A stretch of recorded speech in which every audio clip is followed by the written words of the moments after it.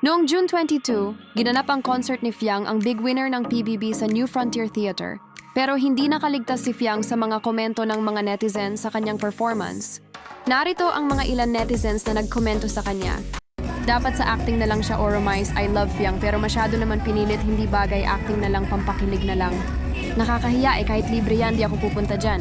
Nagustuhan lang naman siya kasi sa ugali niya at walang prenong bibig na very common sa mga lugar na di masyado kailangan ng delikadesa. Kapag nakikipag-usap, maganda siya, may karisma pero kulang sa talent. Pero kung may hate or constructive criticism sa kanya, ay meron din naman nagtanggol sa kanya, heto-heto ang komento. Tao din siya nasasaktan sa pinagsasabi nyo kung ayaw nyo manood. Kasi hindi maganda, okay, wala naman pipilit sa inyo. Huwag na lang kayo mambash. Sa mga netizens, wala naman talaga di napupuna kaysa magaling ka at hindi meron at meron pa din silang nasasabi. Just keep it up, Fiangi.